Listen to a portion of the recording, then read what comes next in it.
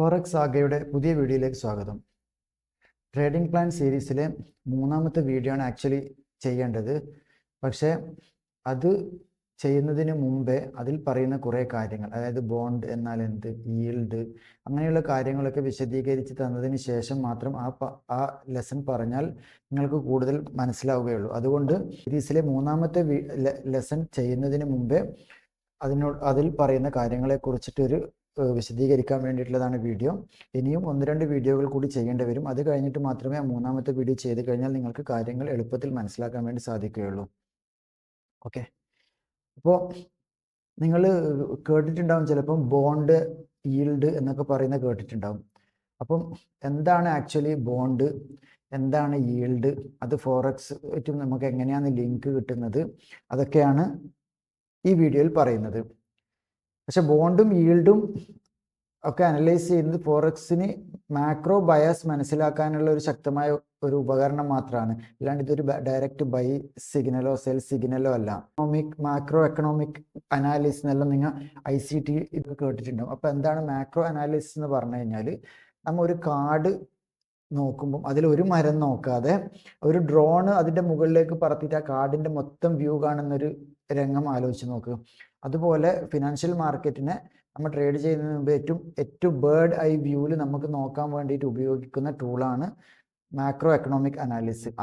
അതിൽ പ്രധാനപ്പെട്ട കാര്യങ്ങളാണ് ഇൻട്രസ്റ്റ് റേറ്റ്, ബോണ്ട്, ഈൽഡ് കാര്യങ്ങളൊക്കെ. അപ്പോൾ ഇൻട്രസ്റ്റ് റേറ്റിനെ കുറിച്ചിട്ടുള്ള വീഡിയോ ഓൾറെഡി ചെയ്ത് കഴിഞ്ഞു. അപ്പോൾ അതിന് കാണാത്തവരുണ്ടെങ്കിൽ ഈ സീരീസിൻ്റെ ആദ്യത്തെ 1ാമത്തെ വീഡിയോ, 2ാമത്തെ വീഡിയോ, പിന്നെ ഇൻട്രസ്റ്റ് റേറ്റിൻ്റെ വീഡിയോ, അങ്ങനെ ഒരു 3 വീഡിയോ ഇപ്പോൾ ഓൾറെഡി ചെയ്ത് കഴിഞ്ഞു. അതൊക്കെ കണ്ടതിന് ശേഷം ഇത് കാണാൻ ശ്രമിക്കുക.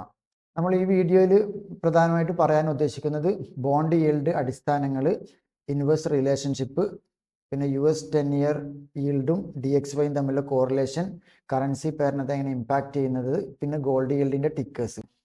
ഇത് പറഞ്ഞു കഴിഞ്ഞാൽ നിങ്ങൾ ICT പല രീതിയിലുള്ള വീഡിയോസും കാര്യങ്ങളൊക്കെ കണ്ടിട്ടുണ്ടാവും. പക്ഷെ എല്ലാവരും പറയുക fair value gap, order block, market structure shift, ആ കാര്യങ്ങളൊക്കെയാണ്. പക്ഷേ ഇതിൻ്റെ മെയിൻ അടിസ്ഥാന കാര്യം എന്ന് പറഞ്ഞു കഴിഞ്ഞാൽ, ഏറ്റവും ആദ്യം നമ്മൾ ട്രേഡിങ്ങിൻ്റെ ഒരു അനാലിസിസ് തുടങ്ങേണ്ടത് മാക്രോ എക്കണോമിക്കിലാണ്. അതായത് ഇൻട്രസ്റ്റ് റേറ്റ്, ബോണ്ടുകളുടെ പ്രൈസ്, അതും ഈൽഡിൻ്റെ പ്രൈസ് എങ്ങനെയാണ്, അത് ഓരോ കറൻസികൾ തമ്മിലും ബോണ്ടും ഈൽഡും എങ്ങനെ വർക്ക് ചെയ്യുന്നു, ഈ കാര്യങ്ങളൊക്കെ നോക്കിയിട്ടാണ് നമ്മൾ ആക്ച്വലി അനാലിസിസ് ചെയ്യേണ്ടത്. അതൊരു വീക്കിന് മുമ്പായാലും അല്ലെങ്കിൽ ഓരോ ദിവസം ചെയ്യുമ്പോഴും ഇത് ചെയ്യണം. അതിന് വേണ്ടിയിട്ടാണ് ഇത് ഇത്ര ഡീറ്റെയിൽ ആയിട്ട് നിങ്ങൾക്ക് പറഞ്ഞു തരുന്നത്. ഇല്ലാണ്ട് ഇത് കൂടാതെ എനിക്ക് ജസ്റ്റ് നിങ്ങൾക്ക് ഓർഡർ ബ്ലോക്ക് എന്താണ്, FEG എന്താണ്, അത് മാത്രം പറഞ്ഞു തന്നിട്ടും ICT സീരീസ് ആണെന്ന് പറഞ്ഞിട്ട് പോകാം. പക്ഷേ ICT മെയിനായിട്ടുള്ള കാര്യങ്ങൾ ഏറ്റവും കൂടുതൽ ആദ്യത്തെ വീഡിയോകളിൽ തന്നെ പറഞ്ഞു, ഏറ്റവും കൂടുതൽ നമ്മൾ സമയം ചെലവഴിക്കേണ്ടത് മാക്രോ എക്കണോമിക്കും ഇത് ബിഗ് ടൈം ഫ്രെയിമും അനലൈസ് ചെയ്യുന്നതിന് വേണ്ടിയിട്ടാണ്. അപ്പോൾ അതിനെക്കുറിച്ച് പറയുന്നത് ആണ് ഇത്. അപ്പോൾ ഇത് കേൾക്കുമ്പോൾ നിങ്ങൾക്ക് കുറച്ച് ബോറടിക്കും കാര്യങ്ങളും ഉണ്ടാവും. പക്ഷെ അത് നിങ്ങൾ ക്ഷമയോട് ഇത് കണ്ട് മനസ്സിലാക്കുക. ഇത് മനസ്സിലാക്കി കഴിഞ്ഞാൽ നിങ്ങൾക്ക് ഭയങ്കരമായ ഒരു മാറ്റം നിങ്ങളെ ഫോറക്സിലെ ഒരു വ്യൂവിൽ നിങ്ങൾക്ക് ഉണ്ടാകും. അപ്പോൾ അതുകൊണ്ട് കറക്റ്റ് മനസ്സിലാക്കാൻ വേണ്ടി ശ്രമിക്കുക. ഒരു പ്രാവശ്യം അല്ലെങ്കിൽ 2 പ്രാവശ്യം കാണുക. ഓക്കെ, നമുക്കപ്പോൾ ആദ്യം എന്താണ് ബോണ്ട് എന്ന് പഠിക്കാം. ബോണ്ട് പറഞ്ഞു കഴിഞ്ഞാൽ ഗവൺമെൻറ് അല്ലെങ്കിൽ ഒരു കോർപ്പറേറ്റ്, നമ്മൾ ഗവൺമെൻറ്റിൻ്റെ നോക്കിയാൽ മതി, ഗവൺമെൻറ് അവരുടെ സാമ്പത്തിക ആവശ്യങ്ങൾക്ക് വേണ്ടിയിട്ട് നിക്ഷേപകരിൽ, അതായത് പൊതുജനങ്ങളിൽ നിന്ന് പൈസ കടമെടുക്കും.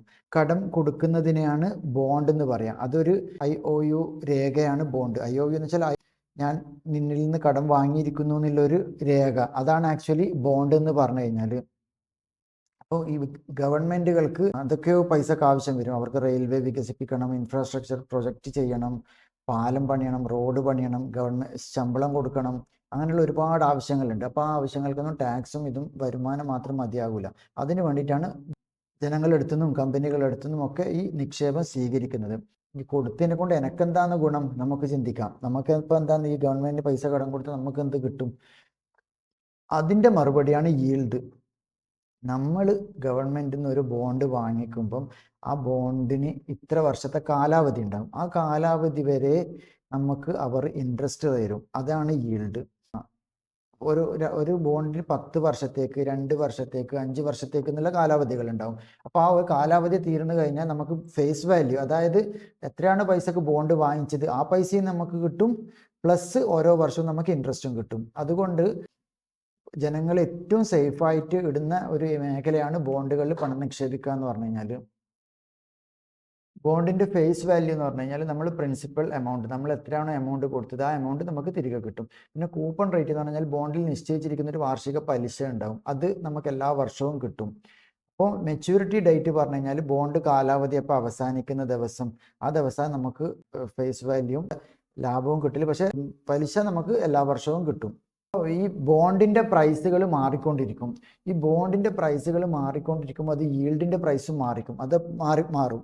അതായത് ബോണ്ടിൻ്റെ പ്രൈസ് കൂടുമ്പോൾ ഈൽഡിൻ്റെ പ്രൈസ് കുറയും, പിന്നെ ബോണ്ടിൻ്റെ പ്രൈസ് കുറയുമ്പോൾ ഈൽഡിൻ്റെ പ്രൈസ് കൂടും. അതെങ്ങനെയാണെന്ന് വെച്ച് കഴിഞ്ഞാൽ ബോണ്ടിൻ്റെ പ്രൈസ് കുറയുമ്പം ആൾക്കാർ എന്ത് ചെയ്യും, ബോണ്ട് കൂടുതലായിട്ട് വാങ്ങിക്കും, അപ്പം ഈൽഡിൻ്റെ പ്രൈസ് കൂടും. അതുപോലെ ബോണ്ടിൻ്റെ പ്രൈസ് കൂടുമ്പം ഈൽഡിന് പ്രൈസ് കുറയും. അതെങ്ങനെയാണെന്ന് വെച്ച് കഴിഞ്ഞാൽ ഒരു ഫേസ് വാല്യൂ 1000 രൂപയാണെന്ന് വിചാരിക്കാം. എന്നിട്ട് കൂപ്പൺ റേറ്റ് 5%, 5% നമുക്ക് അവർ വർഷത്തിൽ തരും.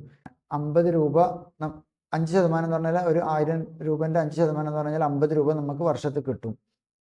അപ്പോൾ എന്ത് ചെയ്യും, ആൾക്കാരൊക്കെ ഇതിലേക്ക് നിക്ഷേപം ചെയ്യാൻ വേണ്ടിയിട്ട് കൂടുതൽ ആൾക്കാർ ബോണ്ട് വാങ്ങിക്കും. അപ്പോൾ കുറേ ആൾക്കാർ ബോണ്ട് വാങ്ങിക്കുമ്പം ഈ ബോണ്ടിൻ്റെ പ്രൈസ് എന്താവും, 1000 എന്നുള്ളത് 1250 കൂടും. അപ്പോൾ ഈ 1250 കൂടിക്കഴിഞ്ഞാലും ഈ ഈൽഡ് അതായത് 50 രൂപയാണ് നമുക്ക് ഇൻട്രസ്റ്റ് കിട്ടേണ്ടത്. ഈ 50 രൂപയായിട്ട് തന്നെ അവിടെ ഉണ്ടാവും. അന്നേരം എന്ത് ചെയ്യും, അത് 4% ആവും. അപ്പോൾ എന്ത് ചെയ്യും, പിന്നെ ബോണ്ട് പ്രൈസ് കൂടുമ്പം ഈൽഡിൻ്റെ പ്രൈസ് കുറയും. അതുപോലെ പിന്നെ ബോണ്ടിന് ഡിമാൻഡ് കുറയും. ചില സമയത്ത് ബോണ്ട് ആൾ വാങ്ങിക്കാനില്ലാണ്ടാവും. അപ്പം ബോണ്ട് അങ്ങനെ വാങ്ങിക്കാനില്ലാതായിട്ട് അതെന്താ 800 രൂപ ആയിരിക്കും ബോണ്ടിന്. അപ്പോൾ 800 രൂപ ബോണ്ടിനാകുമ്പം 50 രൂപയാണ് വർഷത്തേക്ക് കിട്ടില്ല. അന്നേരം നമുക്ക് പ്രൈസ് കൂടി, പിന്നെ നമുക്ക് വർഷത്തേക്ക് എന്തായി 6.25% കിട്ടി. 5% ഉണ്ടായത് 6.25% ആയി. അന്നേരം ബോണ്ടിൻ്റെ പ്രൈസ് കുറയുമ്പം ഈൽഡ് അവിടെ കൂടി. ഓക്കെ, ഇത് ഞാൻ പിന്നെ ചാർട്ടിൽ കാണിച്ചു തരാം, അന്ന് നിങ്ങൾക്ക് കുറച്ചും കൂടി കൂടുതൽ മനസ്സിലാവും. പിന്നെ ഇത് കൺഫ്യൂഷൻ ആകണ്ട. ഇത് ഫോറക്സ് ട്രേഡേഴ്സ് ഇത് ശ്രദ്ധിക്കുന്നത്, കാരണം ലോകത്തിലെ വലിയ institutions, hedge fund, position funds എന്നിവർ അവരുടെ ക്യാപിറ്റൽ എങ്ങോട്ടാണ് മാറ്റുന്നത്, അവർക്ക് എന്ത് ചെയ്യും, അവർ ഓരോ രാജ്യത്തിൻ്റെ ബോണ്ടിൻ്റെ പ്രൈസ് കുറഞ്ഞ് ഈൽഡിന് പ്രൈസ് കൂടുമ്പോൾ അങ്ങനെ അവർ ഈ ബോണ്ടിൻ്റെയും ഈൽഡിൻ്റെയും പ്രൈസ് നോക്കിയിട്ടാണ് അവരുടെ നിക്ഷേപങ്ങൾ ഓരോ രാജ്യത്തേക്ക് മാറ്റൽ. അപ്പോൾ അവരുടെ നിക്ഷേപങ്ങൾ എങ്ങോട്ടാണ് മാറ്റുന്നത് നമുക്ക് മനസ്സിലാക്കാൻ വേണ്ടിയിട്ടാണ് നമ്മൾ എന്ത് ചെയ്യുന്നത്, ഈ ബോണ്ടിൻ്റെ ഈൽഡിൻ്റെ പ്രൈസ് നോക്കുന്നത്. ബോണ്ടിൻ്റെ പ്രൈസ് നമ്മൾ ഫോറക്സ് ട്രേഡേഴ്സ് മെയിനായിട്ട് നോക്കേണ്ടത് ഈൽഡാണ്. അതായത് ബോണ്ട് വാങ്ങിക്കുമ്പോൾ കിട്ടുന്ന ലാഭം, ഇൻട്രസ്റ്റ് റേറ്റ്, അത് അനുസരിച്ചിട്ടാണ് നിക്ഷേപകർ ഈ പെൻഷൻ ഫണ്ട്, ഹെഡ്ജ് ഫണ്ട്, അതുപോലെ പിന്നെ എല്ലാ വലിയ വലിയ കോർപ്പറേറ്റുകൾ, നമ്മൾ കമേഴ്ഷ്യൽ ബിഗ് പ്ലെയർ എന്ന് പറയുന്ന ആൾക്കാരൊക്കെ അവരുടെ ഫണ്ടുകൾ ഏത് രാജ്യത്തേക്കാണ് മാറ്റുക എന്നുള്ളതിൻ്റെ ഏറ്റവും ആദ്യത്തെ സിഗ്നൽ കിട്ടുക ആ രാജ്യത്തിൻ്റെ ഈൽഡ് എങ്ങനെ കൂടുന്നുണ്ടോ കുറയുന്നുണ്ടോ എന്നുള്ളതിനെ അടിസ്ഥാനമാക്കിയിട്ടാണ്. അതുകൊണ്ടാണ് ഫോറക്സ് ട്രേഡേഴ്സ് ഈ ബോണ്ടിൻ്റെയും ഈൽഡിനും ഇത്ര പ്രാധാന്യം കൊടുക്കുന്നത്. അതുകൊണ്ടാണ് ICT പറയുന്നത്, നമ്മളൊരു ട്രേഡ് അനാലിസിസ് തുടങ്ങുമ്പം ആദ്യം മാക്രോ എക്കണോമിക്കിൽ അനാലിസിസ് തുടങ്ങണം. മാക്രോ ഡയറക്ഷൻ എന്ന് പറഞ്ഞു കഴിഞ്ഞാൽ ഈൽഡിൻ്റെ ഡയറക്ഷനാണ് ബിഗ് പ്ലെയറിൻ്റെ ഡയറക്ഷൻ. അപ്പോൾ അത് ഈ വീഡിയോ മുഴുവനായിട്ട് കാണുമ്പോൾ നിങ്ങൾക്ക് ഏകദേശം ഒരു ഐഡിയ കിട്ടും അതിനെ കുറിച്ചിട്ടുള്ളത്. ബോണ്ട് മാർക്കറ്റിൽ ഏറ്റവും പ്രധാനപ്പെട്ട ഒരു റൂള്, ബോണ്ട് പ്രൈസും ഈൽഡും എപ്പോഴും വിപരീത ദിശയിലാണ് നീങ്ങുന്നത്. അതായത് ബോണ്ട് പ്രൈസ് ഉയർന്നാൽ ഈൽഡ് കുറയും, ബോണ്ട് പ്രൈസ് കുറഞ്ഞാൽ ഈൽഡ് ഉയരും. അതെങ്ങനെയാണെന്ന് പറഞ്ഞു തരാം. ഒരു ഗവൺമെൻറ് ഫേസ് വാല്യൂ 1000 രൂപ, അതായത് ഒരു ഗവൺമെൻറ് 1000 രൂപ ഫേസ് വാല്യൂ ഉള്ള ഒരു ബോണ്ട് പുറത്തിറക്കുന്നതെന്ന് കരുതുക. അതിന് വർഷത്തിൽ 50 രൂപ കൂപ്പൺ നൽകുന്നു. അതായത് 50 രൂപ ഒരു വർഷത്തേക്ക് നിങ്ങൾക്ക് അതിൻ്റെ ഇൻട്രസ്റ്റ് കിട്ടുമെന്നും പറഞ്ഞിട്ട്. അപ്പോൾ ഇതിൻ്റെ ബോണ്ടിൻ്റെ വില എത്ര, 1000 രൂപ. അപ്പം ലോകത്തുള്ള പല ആൾക്കാരും ഓക്കെ 1000 രൂപക്ക് 50 രൂപ നമുക്ക് വർഷത്തേക്ക് കിട്ടുമെന്ന് പറഞ്ഞിട്ട് ഇപ്പോൾ അവരുടെ രാജ്യത്ത് എന്തെങ്കിലും പ്രശ്നങ്ങളുണ്ടെങ്കിൽ, അല്ലെങ്കിൽ ഇതൊരു നല്ല ഇൻവെസ്റ്റ്മെൻ്റ് ആയിട്ട് അവർക്ക് തോന്നുന്നുണ്ടെങ്കിൽ എന്ത് ചെയ്യും, ഒരുപാട് ആൾക്കാർ ആ നാട്ടിലേക്ക് ഇൻവെസ്റ്റ് ചെയ്യാൻ വേണ്ടി തുടങ്ങും ആ രാജ്യത്ത്. അപ്പോൾ ആ രാജ്യത്ത് ഇൻവെസ്റ്റ് ചെയ്യണം. ഇപ്പോൾ ഉദാഹരണത്തിന് അമേരിക്കയിലാണ് ഇങ്ങനെ ഉള്ളതെങ്കിൽ $1000 $50 വർഷം തരാമെന്ന് പറഞ്ഞിട്ടുണ്ടെങ്കിൽ, അപ്പോൾ എല്ലാ നിക്ഷേപകരും പിന്നെ ഇൻസ്റ്റിറ്റ്യൂട്ടുകളും ഹെഡ്ജ് ഫണ്ടുകളും പെൻഷൻ ഫണ്ട് അതുപോലെ എല്ലാ വലിയ ബിഗ് പ്ലെയേഴ്സും എന്ത് ചെയ്യും, ആ രാജ്യത്തിൻ്റെ ബോണ്ടിൻ്റെയിലേക്ക് പ്രൈസ് നിക്ഷേപിക്കും, 1000 രൂപയ്ക്ക് വാങ്ങിക്കാൻ നിൽക്കും. കാരണം 50 രൂപ നമുക്ക് പ്രോഫിറ്റ് കിട്ടുന്നുണ്ടല്ലേ വർഷത്തേക്ക്. അപ്പോൾ എന്ത് ചെയ്യും, ബോണ്ട് വാങ്ങിക്കുമ്പോൾ ബോണ്ടിന് ഡിമാൻഡ് കൂടും. അപ്പോൾ ആ ബോണ്ടിൻ്റെ പ്രൈസ് ഇങ്ങനെ കൂടാൻ തുടങ്ങും. അപ്പോൾ ഈ ബോണ്ടിൻ്റെ പ്രൈസ് 1000 നിന്ന് 1250 എത്തിയാലോ, അപ്പോഴും പക്ഷേ നമ്മളെ കൂപ്പൺ പ്രൈസ് എന്ന് വെച്ചാൽ അത് ഫിക്സഡ് ആണ്, അത് 5% തന്നെയായിരിക്കും. അപ്പോൾ ഈ വാങ്ങിക്കുന്ന ആൾക്ക് എന്ത് ചെയ്യും, ഈൽഡ് കുറയും. അതാണ് ബോണ്ടിൻ്റെ പ്രൈസ് കൂടുമ്പം ഈൽഡിൻ്റെ പ്രൈസ് താഴേക്ക് പോകും. അതേപോലെ ബോണ്ട് വാങ്ങിക്കാൻ ആൾ കുറയുന്നു, ഇങ്ങനെ വില കൂടി, അപ്പോൾ എന്ത് ചെയ്യും, ബോണ്ട് വാങ്ങിക്കാൻ ആൾ കുറഞ്ഞു. അപ്പം ബോണ്ട് വാങ്ങിക്കാൻ ആൾ കുറയുമ്പോൾ ഇങ്ങനെ വില കുറഞ്ഞ് 1000 നിന്നും കുറഞ്ഞ് 800 രൂപയായിരിക്കാം. അപ്പോൾ 800 രൂപ 1000 നിന്ന് ഇങ്ങനെ കുറയുമ്പോൾ എന്ത് ചെയ്യും, അപ്പം അങ്ങനെ ഈൽഡിൻ്റെ പ്രൈസ് ഇങ്ങനെ മുകളിലേക്ക് കൂടാൻ തുടങ്ങും. കാരണം ആ 50 രൂപ ഫിക്സ്ഡ് ആണ്. അപ്പോൾ 1000 പോയിട്ട് 800 രൂപയിലേക്ക് ബോണ്ടിൻ്റെ പ്രൈസ് എത്തിക്കഴിഞ്ഞാൽ നിക്ഷേപിക്കുന്ന ആൾക്കാർക്ക് എന്തായി, 6.25% ഇൻട്രസ്റ്റ് കിട്ടാൻ തുടങ്ങി. അങ്ങനെ അതിനാണ് ഇതെപ്പോഴും ഈ ബോണ്ടും ഈൽഡും ഇൻവേഴ്സ് കോറിലേഷൻ ആയിരിക്കും. അതായത് ഒന്ന് മുകളിലേക്കും ഒന്ന് താഴേക്കായിരിക്കും. പക്ഷെ ഫോറക്സ് ട്രേഡർ നമ്മൾ ഒരു കാര്യം നോക്കേണ്ടതുള്ളൂ, മെയിനായിട്ട് ഒരു 99% ബോണ്ടിൻ്റെ പ്രൈസ് എന്താണ്, പിന്നെ ആ ഏരിയയിലേക്ക് നമുക്ക് പോകേണ്ട ആവശ്യമില്ല. നമുക്ക് മെയിനായിട്ട് നോക്കേണ്ടത് ഈൽഡാണ്. അതായത് ഈ ബോണ്ട് വാങ്ങിച്ചാൽ കിട്ടുന്ന ഇൻട്രസ്റ്റ് റേറ്റ്, ആ ഇൻട്രസ്റ്റ്, അതാണ് നിക്ഷേപകർ ശ്രദ്ധിക്കുന്നത്. അത് അടിസ്ഥാനപ്പെടുത്തിയിട്ടാണ്, അത് കൂടുമ്പോഴാണ് ആ രാജ്യത്തേക്ക് നിക്ഷേപം പോവുക, അത് കുറയുമ്പം ആ രാജ്യത്തിന് ആൾക്കാർ പൈസ വിത്ഡ്രോ ചെയ്യും. ആ കാര്യമാണ് മെയിനായിട്ട് നോക്കേണ്ടത്. ഇത് ഒരു എൻട്രി സിഗ്നലൊന്നുമല്ല, പക്ഷേ നമുക്ക് ഏറ്റവും കൂടുതൽ ഒരു പ്രൈസ് കൂടുമോ ഇല്ലയോ എന്നുള്ളതിൻ്റെ ഏറ്റവും കൂടുതൽ കൺഫർമേഷൻ കിട്ടുന്ന ഒരു സാധനമാണ് നമുക്ക്. കാരണം നമുക്ക് വേറെ വഴിയൊന്നുമില്ല ഇൻസൈഡ് കാര്യങ്ങൾ അറിയാൻ വേണ്ടിയിട്ട്. അപ്പോൾ ഈ ഡാറ്റാസാണ് നമുക്ക് ഉപയോഗിക്കാൻ പറ്റുന്ന ഏറ്റവും വലിയ ടൂള് നമുക്കൊരു ട്രേഡ് ചെയ്യുമ്പം. അപ്പോൾ ഈ ഡാറ്റയിൽ ഈൽഡ് പ്രൈസ് കൂടുമ്പോൾ നമുക്ക് ആ രാജ്യത്തിൻ്റെ പ്രൈസ് കൂടാൻ സാധ്യത ഉണ്ട് എന്നുള്ള കാര്യങ്ങൾ മനസ്സിലാക്കാൻ വേണ്ടി പറ്റും. നമുക്ക് ഈൽഡ് എന്താണ്, ബോണ്ട് എന്താണെന്ന് മനസ്സിലായല്ലോ. അപ്പോൾ ഈ ഈൽഡും DXYയും തമ്മിലുള്ള കോറിലേഷനാണ് ഇതിൽ പറയാൻ പോകുന്നത്. അതായത് ഒറ്റ കാര്യം ചിന്തിച്ചാൽ മതി, അമേരിക്കൻ്റെ ട്രഷറി ഈൽഡ്, അതായത് ബോണ്ടിന് കിട്ടുന്ന ഇൻട്രസ്റ്റ് റേറ്റ് കൂടുമ്പോൾ ജനങ്ങൾക്ക് അതിലേക്ക് നിക്ഷേപിക്കണം. അതിലേക്ക് നിക്ഷേപിക്കണമെങ്കിൽ ആൾക്കാർക്ക് ആദ്യം എന്ത് വേണം, ഡോളർ വേണം. അമേരിക്കയിലുള്ള ആൾക്കാരുടെ കാര്യം മാത്രമല്ല പറയുന്നത്, ലോകത്തിൽ മൊത്തം. കാരണം ലോകത്തിലെ ഏറ്റവും വലിയ സമ്പദ് വ്യവസ്ഥ അമേരിക്കയാണ്.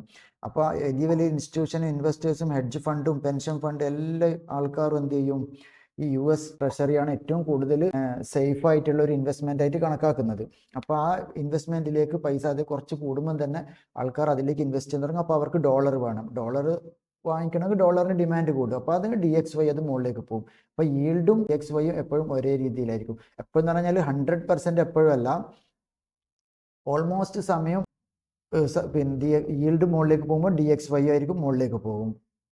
US ഈൽഡ് പ്രൈസ് മുകളിലേക്ക് ഉയരാൻ വേണ്ടിയിട്ട് 2 കാരണങ്ങളുണ്ട്.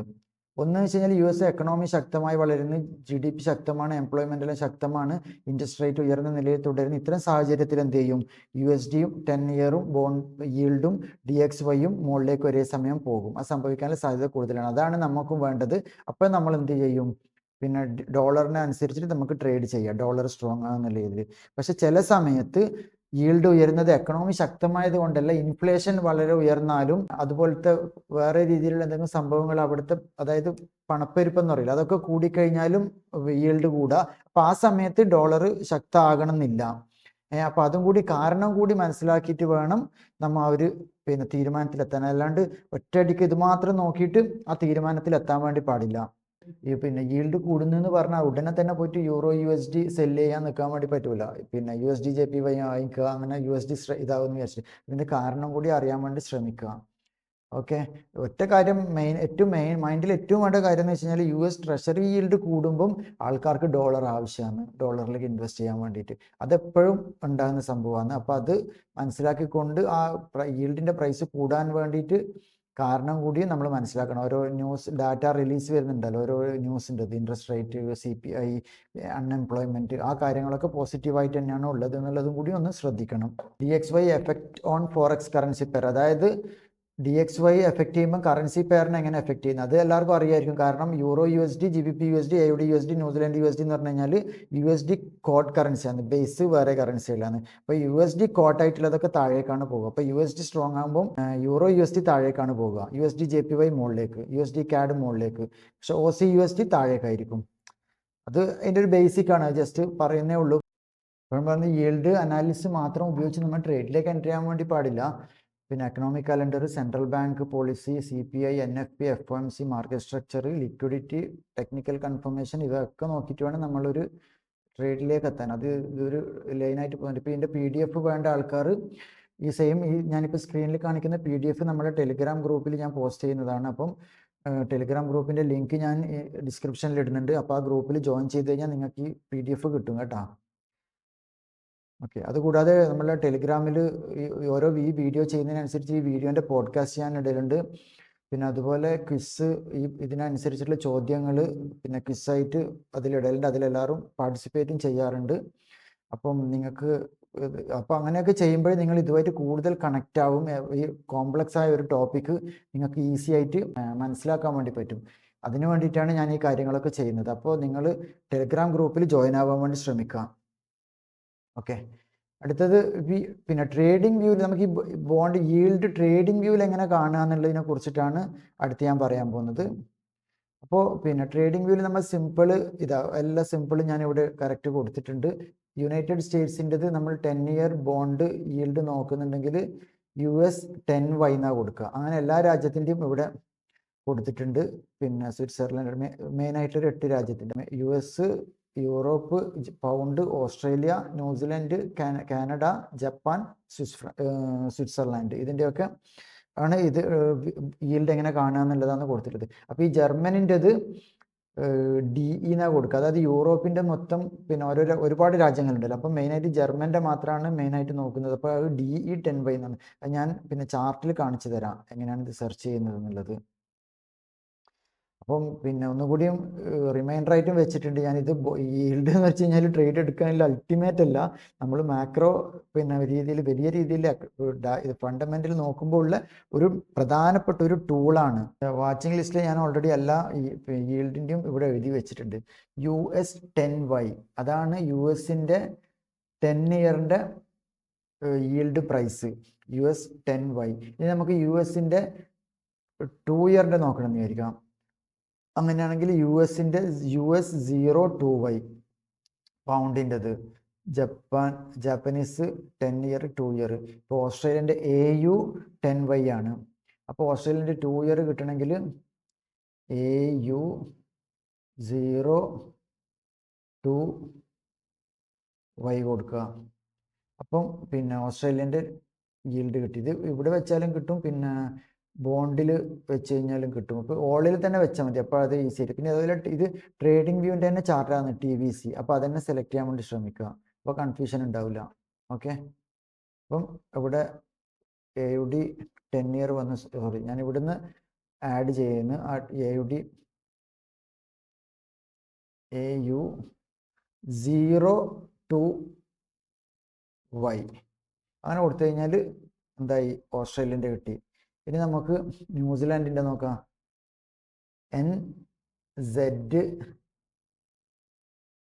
10Y അങ്ങനെ കൊടുത്തു കഴിഞ്ഞാൽ ന്യൂസിലാൻഡിൻ്റെ 10 ഇയറിൻ്റെ കിട്ടി. ഇനി NZ 02Y അങ്ങനെ കൊടുത്തു കഴിഞ്ഞാൽ ന്യൂസിലാൻഡ് 2 ഇയർ. അങ്ങനെ എല്ലാ രാജ്യത്തിൻ്റെതും ഇവിടുന്ന് സെലക്ട് ചെയ്താൽ മതി. അപ്പോൾ ഇങ്ങനെ ഒരു വാച്ചിങ് ലിസ്റ്റ് ഉണ്ടാക്കി കഴിഞ്ഞാൽ എല്ലാത്തിൻ്റെതും നമുക്ക് നോക്കാൻ വേണ്ടി പറ്റും. US 10 ഇയറിൻ്റെ നോക്കാം, US 2 ഇയറിൻ്റെ നോക്കാം. നമുക്ക് ഈ 10 ഇയർ എന്ന് പറഞ്ഞു കഴിഞ്ഞാൽ ICT പ്രധാനമായിട്ടും പറയുന്നത് 10 ഇയറിനെ കുറിച്ച് തന്നെയാണ്. പക്ഷേ 10 ഇയർ എന്ന് പറഞ്ഞു കഴിഞ്ഞാൽ കുറച്ച് വലിയ രീതിയിൽ കുറച്ച് നല്ലോണം ലോങ് ടേമിലേക്കുള്ളൊരു ബയസാണ് കിട്ടുക. നമുക്ക് പെട്ടെന്ന് ബയസ് മാറൽ 2 ഇയറിൻ്റെ ഫീൽഡിലാണ്. ഷോർട്ട് ടേം ആയിട്ട് ഇൻവെസ്റ്റ് ചെയ്യുന്ന ആൾക്കാരുണ്ടല്ലേ, അതിൻ്റെ ഇത് നോക്കിക്കഴിഞ്ഞാലും നമുക്ക് മനസ്സിലാക്കാൻ വേണ്ടി പറ്റും എവിടത്തേക്കാണ് പ്രൈസ് മൂവ് ആവാൻ സാധ്യതയുള്ളത് എന്നുള്ളത്. ഇവിടെ ഈ ഇത് പെർസെൻറ്റേജാണ് ഇവിടെ കാണിക്കുക കേട്ടോ, പ്രൈസ് അല്ല കാണിക്കുക. ഈ US 2 ഇയർ ഇത് എന്തെന്ന് ചാർട്ട് എന്ന് മനസ്സിലായാ? ഇത് ബോണ്ട് നമ്മൾ വാങ്ങിക്കുമ്പോൾ നമുക്ക് സർക്കാർ തരുന്ന അവരുടെ കടപ്പത്രത്തിൽ നമുക്ക് ഓഫർ ചെയ്തിട്ടുള്ള ഈൽഡ് ഉണ്ടല്ലേ, ആ ഈൽഡിൻ്റെ പ്രൈസാണിത്. അപ്പോൾ ഈൽഡിൻ്റെ പ്രൈസ് എങ്ങനെയാണ് മാറുന്നത്? ബോണ്ടിൻ്റെ പ്രൈസ് മാറുന്നതിനനുസരിച്ചിട്ടാണ് ഈൽഡിൻ്റെ പ്രൈസും മാറുന്നത്. ഓക്കെ. അപ്പോൾ അതിൻ്റെ പെർസെൻറ്റേജ് കണക്കാണ് ഇവിടെ ഇങ്ങനെ ഓരോ നമ്മുടെ ഫോറക്സിലെ പ്രൈസ് മാറും പോലെ തന്നെ ഇതും ഓരോ സമയത്ത് ഇങ്ങനെ മാറിക്കൊണ്ടിരിക്കും. ഈവൻ 1 അവർ ചാർട്ട് നോക്കിയാലും കാണാം. ചിലതിൻ്റെ 1 അവർ ചാർട്ട് അത്ര പിന്നെ അക്യുറേറ്റ് ഇതായിട്ടുണ്ടാവില്ല, വലിയ ഗ്യാപ്പൊക്കെ ആയിരിക്കും. കണ്ടാ ഡെയിലി എല്ലാം ഒരു നല്ല ക്ലിയർ ആയിട്ടുണ്ടാകും. ഇത് ഡെയിലി ടൈം ഫ്രെയിമിൽ നോക്കുന്നതാണ് നല്ലത്. നമുക്ക് ഡെയിലി ടൈം ഫ്രെയിമിൽ നമ്മളെ ഫോറക്സ് ഇത് ചാർട്ടൊക്കെ നോക്കുമ്പോൾ തന്നെ ഇത് പിന്നെ ബയർ സോണിലാണോ ഉള്ളത്, സെൽ സോണിലാണോ ഉള്ളത്, FEG ഉണ്ടോ, ഇത് പിന്നെ സെല്ലിലേക്കാണോ പോകുന്നത് എന്നുള്ളതൊക്കെ അനാലിസിസ് ഇതിൽ നടത്താം. ഇതിന് നടത്തിയിട്ട് ഇതിൻ്റെ ഇതിൽ വേണം നമ്മൾ ജാപ്പനീസ് yen ഇപ്പോൾ എന്തെങ്കിലും വീക്ക് മോഡിലാണ് ഉള്ളത് എന്ന് മനസ്സിലാക്കാൻ. അതിനനുസരിച്ച് നമുക്കിപ്പം ഇപ്പം ജാപ്പനീസ് 10 ഇയർ താഴേക്ക് വരുന്നുണ്ട്. ഇന്നത്തെ ക്യാൻഡിൽ ഫുൾ താഴേക്കാണ്. 2 ഇയറിൻ്റെ നോക്കാം, 2 ഇയറിൻ്റെതും നല്ലോണം താഴേക്കല്ല, പക്ഷെ എന്നാലും റെഡ് ആയിട്ടാണ് ഇപ്പോഴത്തെ ക്യാൻഡിൽ ഉള്ളത്. അപ്പോൾ അതിൻ്റെ അടിസ്ഥാനത്തിൽ നമ്മൾ ട്രേഡ് എടുക്കുമ്പോൾ ഈവൻ 15 മിനിറ്റ് 5 മിനിറ്റ് എൻട്രി ആണ് ചെയ്യുന്നെങ്കിൽ പോലും ഈ ഒരു വ്യൂ നമുക്ക് വളരെ ക്ലിയർ ആയിട്ട് മനസ്സിലാക്കാൻ വേണ്ടി സാധിക്കും. ഇതിൻ്റെ തന്നെ ഡൈവേർജൻസും കാര്യങ്ങളൊക്കെ നോക്കാനുണ്ട്, SMT കാര്യങ്ങളൊക്കെ.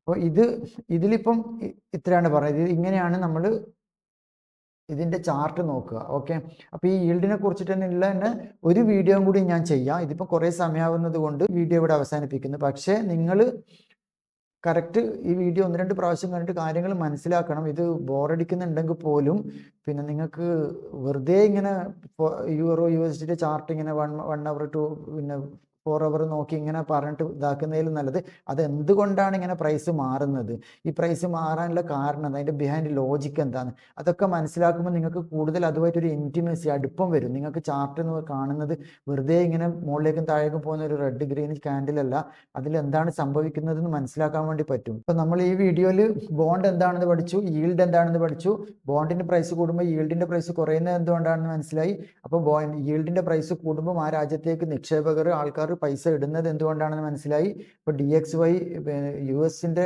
ഈൽഡ് കൂടുമ്പോൾ DXY എന്തുകൊണ്ടാണ് പ്രൈസ് കൂടുന്നത് എന്നുള്ളത് മനസ്സിലാക്കി. ട്രേഡിംഗ് വ്യൂവിൽ ഇതിൻ്റെ ചാർട്ട് എങ്ങനെയാണ് നോക്കുന്നതെന്നും മനസ്സിലാക്കി. ഓക്കെ, അപ്പോൾ ഇനി അടുത്തതിൽ ഏറ്റവും പ്രധാനപ്പെട്ട ഭാഗമായ ഈൽഡിൻ്റെ spread, currency strength, institutional analysis ഇതൊക്കെയാണ് പഠിക്കാൻ പോകുന്നത് അടുത്ത വീഡിയോയിൽ. അടുത്ത വീഡിയോ കൂടി വെയിറ്റ് ചെയ്യുക, അതും കാണുക. നിങ്ങൾ സബ്സ്ക്രൈബ് ചെയ്യുക ഇതുപോലത്തെ വീഡിയോ കിട്ടാൻ വേണ്ടിയിട്ട്. അപ്പോൾ ഇത് ICT എന്ന് പറഞ്ഞു കഴിഞ്ഞാൽ വളരെ കോംപ്ലക്സ് ആയ വലിയൊരു ടോപ്പിക്കുള്ള ഒരുപാട് വീഡിയോസ് ചെയ്യാനുള്ളതാണ്. അപ്പോൾ ഈ ബേസിക്കായ കാര്യങ്ങൾ നിങ്ങൾ കറക്റ്റായി കഴിഞ്ഞാൽ നിങ്ങൾക്ക് ഇത് കൂടുതൽ ഫോളോ ചെയ്യാൻ വേണ്ടി പറ്റുള്ളൂ. അപ്പോൾ അതിന് വേണ്ടിയാണ് ഓരോ ടിപ്സും കാര്യങ്ങളും ഞാൻ ടെലിഗ്രാം ചാനലിലും കൂടി ഇടുന്നതാണ്. അപ്പോൾ ടെലിഗ്രാം ചാനൽ ഫോളോ ചെയ്യുക. Okay, thank you.